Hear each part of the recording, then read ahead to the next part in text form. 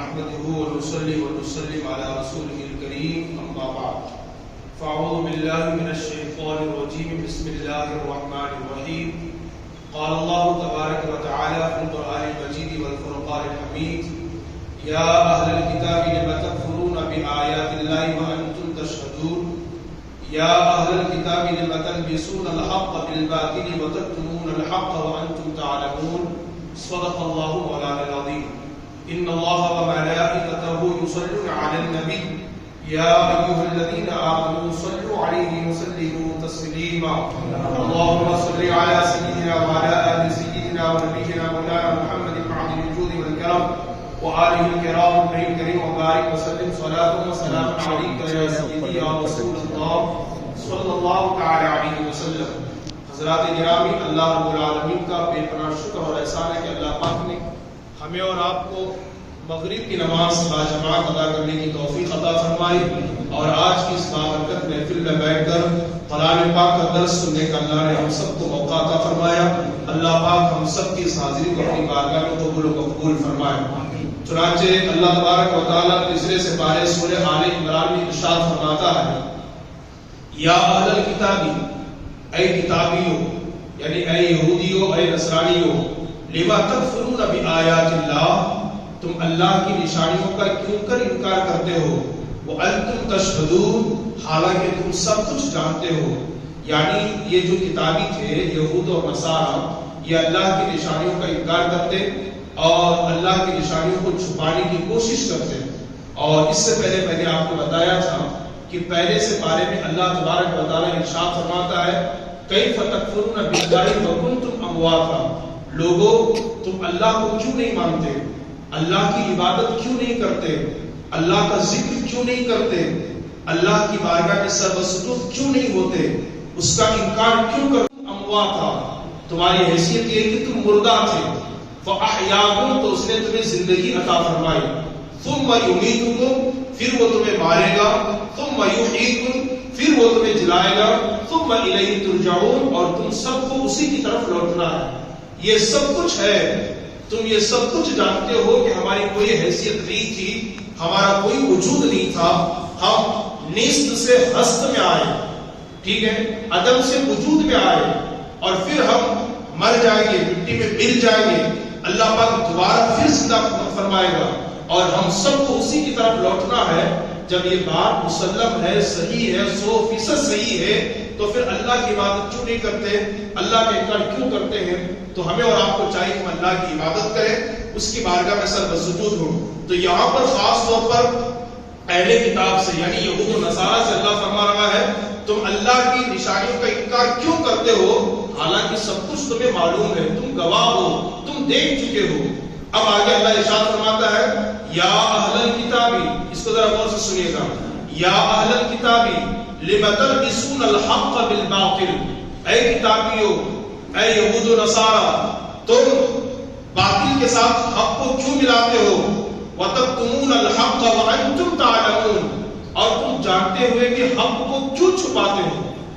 اللہ کیا کہہ رہا ہے، تم باطل کے ساتھ حق کو کیوں ملاتے ہو اور حق کو جانتے ہوئے بھی کیوں چھپاتے ہو۔ بات دراصل یہ ہے کہ تورات شریف میں، انجیل شریف میں اللہ پاک نے اپنے نبی کی عظمت کو بیان فرمایا، اللہ پاک نے اپنے نبی کی شان کو بیان فرمایا، وہ درمیانے قد کے ہوں گے، وہ بڑے خوبصورت ہوں گے، وہ خاتم النبیین ہوں گے، ان کے اخلاق بہت اچھے ہوں گے۔ یہ سارے اوصاف اللہ نے قرآن نازل ہونے سے پہلے تورات میں بیان فرمایا، انجیل میں بیان فرمایا، لیکن جب حضور صلی اللہ علیہ وسلم کی ولادت ہوئی اور اللہ کے نبی نے نبوت کا اعلان فرمایا، تو جو یہود کے علماء تھے اور عیسائی جو علماء تھے، پادری لوگ، ان لوگوں نے حضور کے جو اوصاف اور فضائل اور کمالات تھے اس کو چھپانا شروع کیا۔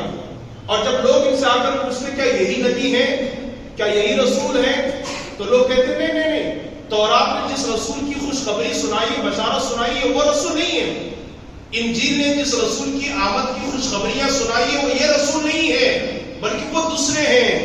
چونکہ قرآن نے کیا کہا تھا تورات نے، وہ درمیانی قد کے ہوں گے، یہ لوگ کہتے ہیں ان کا قد بہت چھوٹا ہوگا۔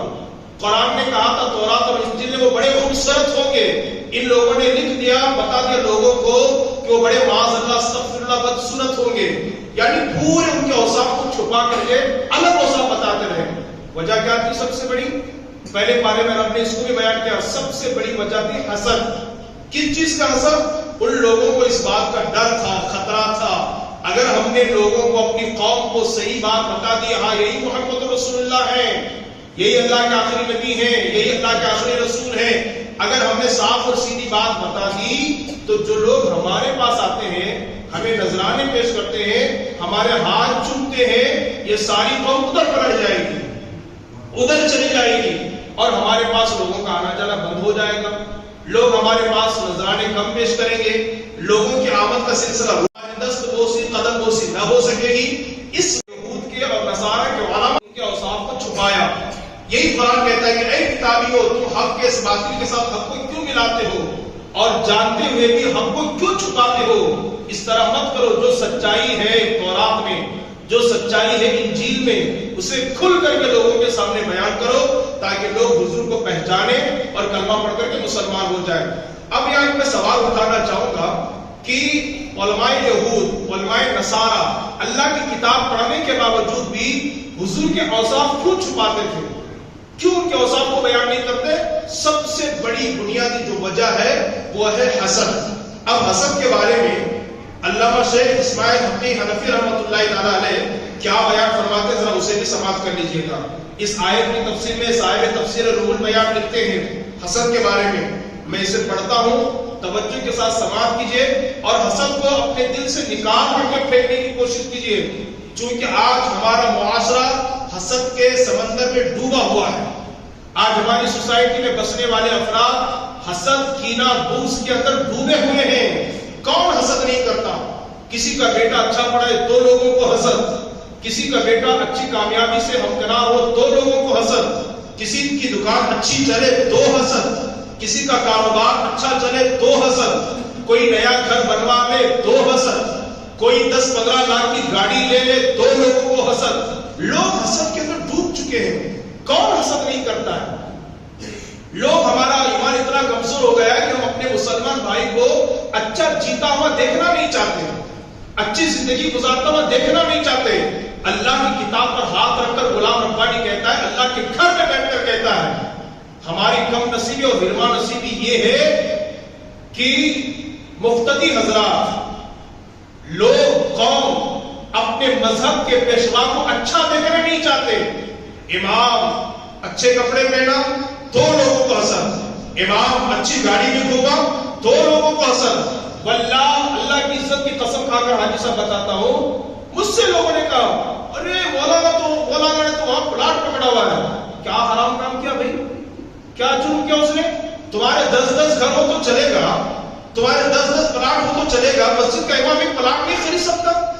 آپ کہہ رہے ارے مولانا نے آئے اپنی گاڑی، وہ گاڑی لی ہے، وہ گاڑی لی ہے، اس میں سفر کرتا ہے. کیا حرام کام کر رہا ہے؟ آپ انووا گاڑی 30 لاکھ گاڑی میں سفر کرو تو جائز، امام صاحب سفر کرے تو حسد، امام صاحب اپنا گھر بنا لیے تو حسد. اللہ کی قسم لوگوں نے بتایا مجھے کہ فلاں مسجد کے امام نے فلاں جگہ پلاٹ پکڑا ہوا ہے، فلاں پلاٹ پکڑا ہے، فلاں جگہ فلاں جگہ دی ہے. اپنے مذہب کے پیشوا کو، اپنے قائد کو، اپنے امام کو اچھا نہیں دیکھنا چاہتے. یہ سوچ ہے ہماری. اتنا حسد بھرا ہوا ہے ہمارے اندر. کس منہ سے ہم جائیں گے اللہ کی بارگاہ میں؟ کس منہ سے رسول کی بارگاہ میں حاضر ہوں گے؟ وہ خود سوچئے نا. اللہ نے عقل دیا ہے، فکر دی اللہ نے، شعور، ادراک اللہ نے عطا فرمایا ہے. تو سنیے، علماء یہود، علماء نصارہ، یہود کے علماء اور نصارہ کے علماء حضور کے اوصاف کیوں چھپاتے تھے؟ حسد کی وجہ سے. تاکہ لوگ جو ہمارے پاس آ رہے دعا تعویذ کے لیے تحفہ لے کر کے، نذرانہ لے کر کے، ہدیے لے کر کے، اور ہمارے ہاتھ چومتے ہیں کہ حضور کے پاس نہ چلے جائیں. اگر ہم حضور کو بتا دیں کہ یہ حضور ہے تو سب ادھر چلے جائیں گے، ہمارے پاس کون آئے گا؟ ہماری دکانیں بند ہو جائیں گی، نذرانے بند ہو جائیں گے، آمدنی کا ذریعہ ختم ہو جائے گا، تحفے، تحائف اور ہدیے ختم ہو جائیں گے. اس وجہ سے انہوں نے حسد کی وجہ سے یہ کیا. اب حسد کتنی بری چیز ہے، کتنی بری بلا ہے، اس کو سنیے کتاب کی روشنی میں. ان آیات سے معلوم ہوا کہ حسد نے انسان کی طبیعت میں گھیرا جمایا ہوا ہے. خصوصاً علماء کے اندر بہت زیادہ حسد ہوتا ہے. یہ میں نہیں کہہ رہا، یہ صاحب تفسیر روح البیان فرما رہے ہیں. خصوصاً علماء کے اندر بہت زیادہ حسد ہوتا ہے. اب خوش نہیں ہونا علماء کے اندر حسد ہوتا ہے، لیکن کون سے علماء؟ آگے فرماتے ہیں وہ علماء، عالم سے وہ عالم مراد ہے جو علم صرف اس لیے پڑھتا ہے تاکہ اس کے ذریعے سے دنیا کما سکے۔ دنیا دار علماء جیسے آپ دیکھ لیجئے نا، بہت سارے آپ کو عالم ایسے مل جائیں گے جو نیتاؤں کے پیچھے غلاموں کی طرح ہاتھ بھاگ کر کے گھومتے ہیں۔ ہم نے ایسی مسجد کے امام کو بھی دیکھا جو متولی کے گاڑی کا دروازہ کھولتے ہیں۔ ہم نے ایسی مسجد کے امام کو بھی دیکھا اور جانتے ہیں جو متولی کے بیٹے کی گاڑی پارکنگ سے نکال کو دیتا۔ ایسے علماء، ان کے اندر حسد سب سے زیادہ ہوگا۔ یہ بھائی تو حافظ ہے، تو عالم ہے، تو امام ہے، تیرے سینے میں اللہ کا کلام ہے، تو یہ جاہل فاسق مردود الشہداء کی عزت کر رہا ہے۔ حالانکہ فاسق کے مولد کی توہین واجب ہے۔ فاسق نے مولد کی جو کھلم کھلا گناہ کرتا ہے اس کا ادب کرنا ضروری نہیں، اس کی توہین کرنا ضروری ہے، واجب ہے۔ اور تو اپنی امامت سنبھالنے کے لیے، مصلی سنبھالنے کے لیے متولی کی بیٹی کی گاڑی پارکنگ سے نکال کو دیتا۔ جھک گئے صرف دنیا کمانے کے لیے۔ معلوم پڑا کہ متولی کی گوشت کی دکان ہے، ہفتے میں ایک مرتبہ گوشت گھر پہ آ جاتا ہے، آپ نے چھپ دیا، دھکا دیا اپنے آپ کو۔ پتا چلا متولی کے مچھلی کی مارکیٹ ہے، ہفتے میں ایک مرتبہ مچھلی گھر آ جائیں گے فری میں۔ 1 کلو مچھلی کی خاطر آپ اپنے عزت کا سودا کرتے متولی کے سامنے۔ یہ چیز ہے۔ تو ہر عالم کی بات میں نہیں کر رہا، صاحب تفسیر روح بیان فرماتے وہ عالم کے اندر حسد زیادہ ہوتا ہے جو عالم علم صرف اس لیے سیکھے تاکہ اس کے ذریعے سے دنیا کما سکے، عزت حاصل کر سکے، اور وہ ہر محفل میں اپنے اس تھوڑی سی دولت کی وجہ سے دوسرے علماء کو گرانے کی سوچے گا۔ ایک چیز۔ دوسری چیز کیا ہے؟ حدیث شریف میں دیکھیے، حدیث شریف میں آیا ہے 6 لوگ ایسے ہیں جو بغیر حساب و کتاب کے جہنم میں جائیں گے۔ بغیر، اب تک آپ نے یہ سنا تھا نا کہ بغیر حساب و کتاب کے اللہ جنت میں داخل فرما دے گا۔ یہ کام کر لو، بغیر حساب کے جنت میں داخل، کوئی حساب نہیں، اس کا کوئی پوچھ نہیں، کوئی سوال نہیں، انتقال کیا ڈائریکٹ جنت میں۔ اب تک یہ سنا تھا آپ نے، آج تفسیر کی روشنی میں سن لیجئے گا، جو شخص جس کے اندر یہ 6 باتیں ہو یا 6 میں سے ایک بات ہو، اللہ کے نبی نے فرمایا اس کا کوئی حساب نہیں ہوگا، ڈائریکٹ جہنم میں، مرا تو جہنم میں۔ میں پڑھ کے بتاتا ہوں حدیث کی روشنی میں، حضور نبی کریم صلی اللہ علیہ وسلم نے فرمایا 6 شخص ایسے ہیں کہ وہ بغیر حساب کے ہی جہنم میں جائیں گے۔ لوگوں نے عرض کیا یا رسول اللہ وہ کون ہیں؟ اللہ کے نبی صلی اللہ علیہ وسلم نے فرمایا نمبر 1 عمرا، امیر، سیٹ، پیسے والے جو ظلم و ستم کی وجہ سے بغیر حساب و کتاب کے جہنم میں جائیں گے۔ اگر میرا کوئی امیر بھائی بزرگ پیسے کی وجہ سے، دولت کی وجہ سے ظلم کرتا ہے، ستم کرتا ہے، لوگوں کو ستاتا ہے، میرے مصطفیٰ نے فرمایا بغیر حساب کے جہنم میں، بغیر حساب کے جہنم میں۔ اب ذرا سوسائٹی میں جائزہ لیجیے، کتنے امیر جھک کر کے بات کرتے ہیں، کتنے سیٹ جھک کر کے ادب سے بات کرتے ہیں، مومنین کے دل کو خوش کرنے کی بات کرتے ہیں، اور وہ تو ایسا بات کریں گے کہ ایسا لگتا ہے کہ کوئی بڑا وقت کا بڑا وزیر اعظم بادشاہ جو ہے نا وہ کسی عام آدمی سے بات کر رہا ہے۔ قدم قدم پر دل آزاری، قدم قدم پر دل دکانا، قدم قدم پر نوکروں کو ڈانٹ کر کے بات کرنا، یہ ہمارے امیروں کی پہچان بنتی جا رہی ہے۔ اللہ ماشاء اللہ ایسا نہیں ہونی چاہیے، بلکہ دل جوئی کرنا چاہیے۔ میرے نبی نے فرمایا اللہ کے نزدیک فرائض کے بعد سب سے افضل ترین عمل کسی مومن کے دل میں خوشی کو داخل کرنا ہے، خوشی کو داخل کرنا ہے۔ آپ امیر ہو کر، آپ سیٹ ہو کر، آپ پیسے والے ہو کر اپنے چھوٹے سے ذرا مسکرا کر کے بات کریں گے نا، کیا دل خوش ہو جائے گا اس کا، وہ کتنا خوش ہوگا۔ رات میں جب کھانے بیٹھے گا نا بیوی بچوں کے ساتھ، وہ ٹھٹا بنا کر کے ہنس کر کے بڑے خوشی سے اچھل کر کے بولے گا آج میں نے مجھ سے اتنی پیار سے بات کیا، اتنی محبت سے بات کیا۔ تو میرے نبی نے فرمایا پہلا وہ شخص جو امیر ہے اور دولت کی وجہ سے ظلم و ستم کرتا ہے اس کا کوئی حساب نہیں، سیدھا جہنم میں۔ اگر ہمارے اندر یہ عمل ہے، اب بھی توبہ کا دروازہ کھلا ہے، فوراً توبہ کیجیے رب کی بارگاہ میں۔ دوسرا کون ہے؟ میرے نبی نے فرمایا عرب لوگ تعصب کی وجہ سے، عرب لوگ تعصب کی وجہ سے کہ ہم بڑے خاندان کے ہیں، بڑے لوگ ہیں، اس وجہ سے اگر ان کے اندر یہ چیز ہے بغیر حساب کے جہنم میں۔ تیسرے کون ہے؟ دیہاتی، کھیڑے والا، تکبر کرنے کی وجہ سے کھیڑے والا ہو وہ پھر بھی تکبر کر رہا ہے، گھمنڈ کر رہا ہے، اتراتا ہے، اکڑتا ہے، اللہ کے نبی نے فرمایا بغیر حساب و کتاب کے جہنم میں داخل. اس سے نہیں پوچھا جائے گا کتنی نماز پڑھا، کتنی نیکیاں کیا، کتنے حج کے، کچھ نہیں، سیدھا جہنم میں.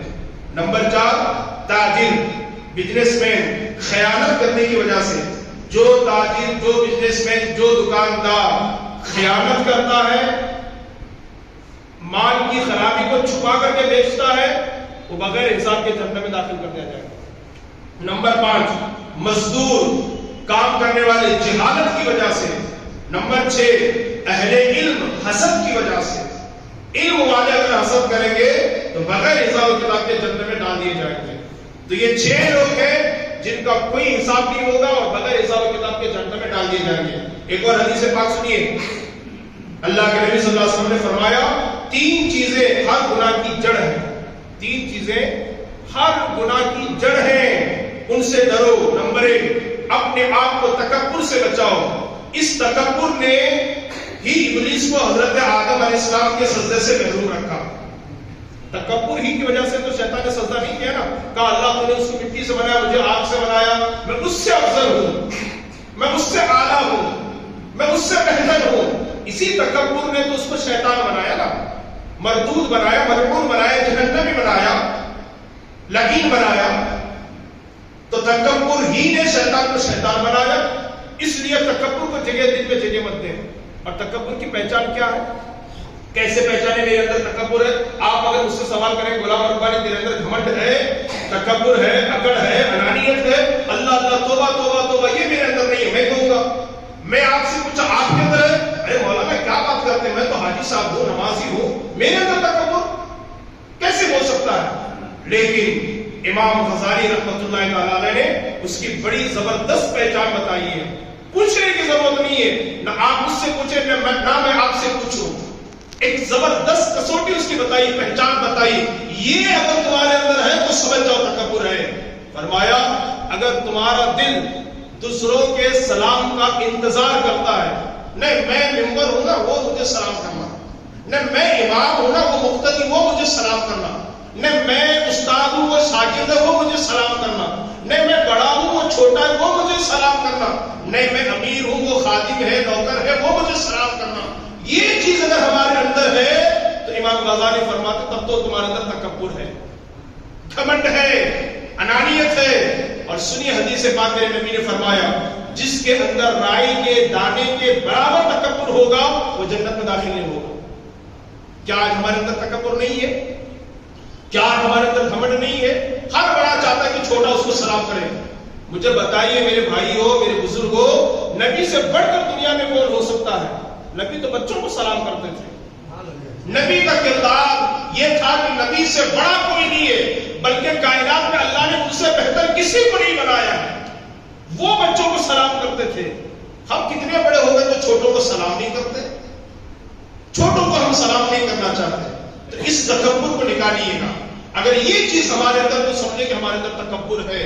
اللہ کے نبی نے فرمایا 3 چیزیں تمام گناہوں کی جڑ ہے. پہلی چیز ہے تکبر، انانیت، اکڑ، گھمنڈ، اس کو نکال دیجیے.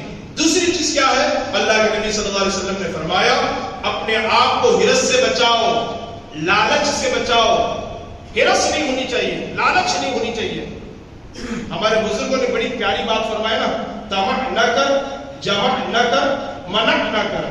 لالچ مت کر، مال کو جمع مت کر، اور اگر کوئی تحفہ اور ہدیہ دے تو منع مت کر. آج ہرس ہمارے اندر بہت ہے، لالچ بہت ہے. چاہتے کہیں سے 10 لاکھ روپے مل جائے اور 10 لاکھ روپے مل جاتے ہیں. 20 لاکھ مل گئے، خواہش ہوتی کہ اور 5 لاکھ مل جاتے تو اچھی بات ہوتی. تنخواہ 10,000 روپے ہے، 25,000 تنخواہ ہوتی تو اور اچھی بات ہوتی. 25 سے 30 ہوتی تو اور اچھی بات ہے. یہ ہرس ہے، لالچ بڑھتی جاتی ہے، کم نہیں ہوتی. اس کو بھی ختم کیجیے گا. تمہارے مقدر میں جتنا ہے اتنا مل کر کے رہے گا. قسم خدا کی بزرگوں نے فرمایا جس طرح موت انسان کا پیچھا کرتی ہے نا، موت جس طرح انسان کا پیچھا کرتی ہے اس کی روزی روٹی بھی اس کا پیچھا کرتی ہے. ایک دانہ کوئی تمہارے مقدر سے چھین نہیں سکتا. پھر کائے کو اس دانے کے لیے ہم جھوٹ بولے، چگلی کرے، غیبت کرے.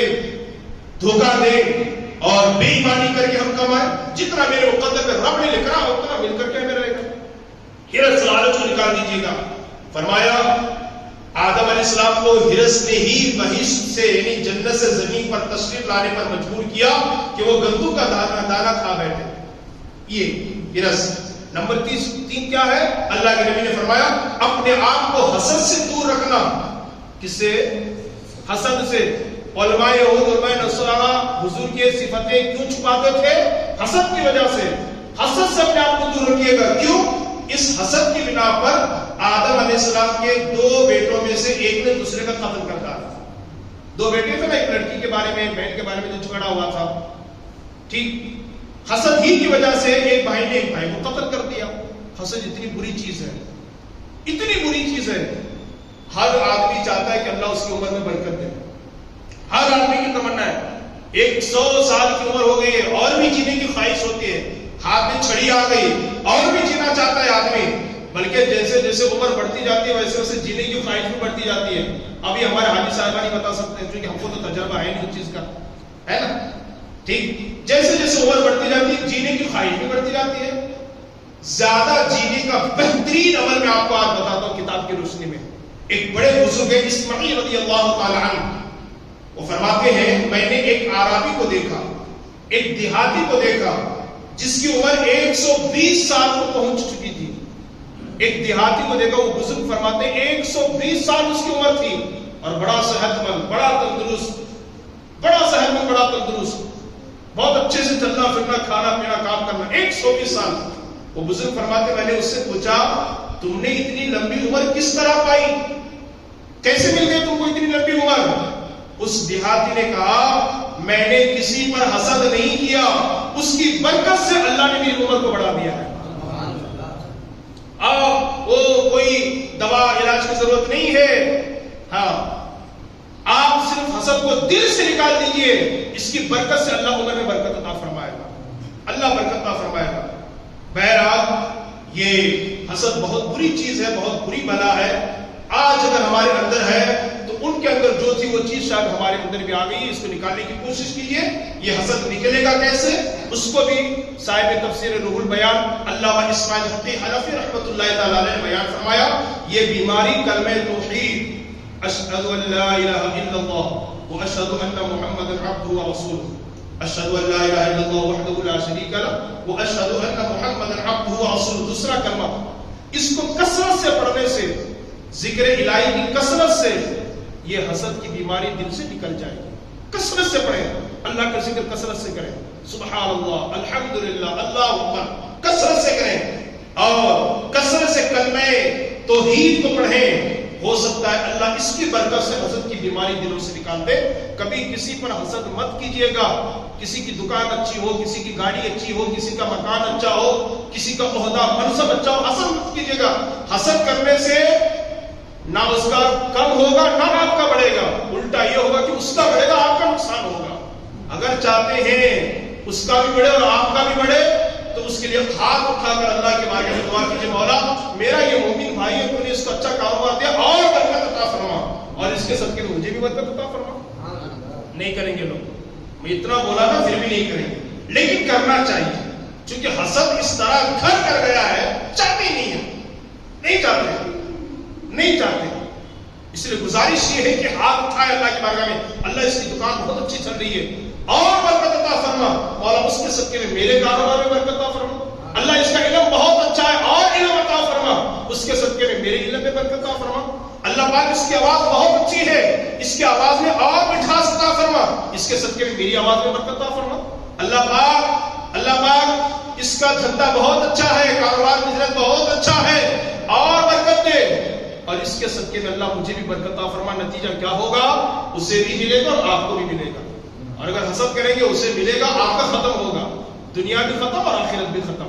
تو گزارش یہ ہے تکبر کو دل سے نکال دے، حسد کو دل سے نکال دے، حرص لالچ کو دل سے نکال دے اور اللہ کے پکے بندے بن کر جینے کی کوشش کرے.